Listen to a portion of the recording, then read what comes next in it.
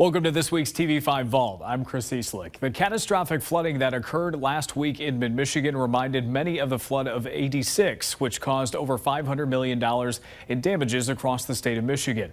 However, we found a story of another flood that took place in mid-Michigan over 100 years ago. In this week's edition of the TV5 Vault, Eric Jylha takes us back to the flood of 1904.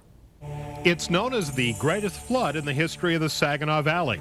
91 years ago today, the rain started. And by March 24th, 1904, most of Saginaw was underwater.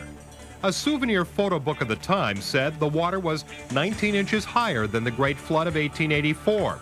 All but one bridge across the Saginaw River was washed away. Only the Bristol Street Bridge remained intact. Several people died, millions of dollars of property was washed away, factories had to shut down, and rail and streetcar service was suspended. Business in Saginaw came to a standstill. Most of the downtown stores had 16 inches of water inside. Carlton and Zilwaukee were also hit hard, with houses washed away. Within days, elevated sidewalks were built, and people were using boats to get around. Many moved upstairs to stay dry, and even cattle was hoisted into hay lofts and onto the top of buildings. The flood of 1904 wasn't the last punch Mother Nature had, because on April 15th, a major blizzard struck, freezing much of the flooded areas. And when we were searching for video for the 1986 flood, we came across this unique piece of video as well.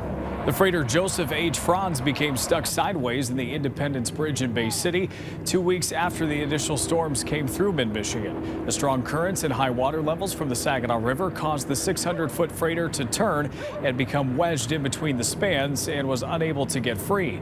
2 tugboats were dispatched from St. Clair to free the freighter, which was stuck for 3 days. If you have any memories of the 1986 flood, please comment below. And thanks for joining us for this edition of the TV5 Vault.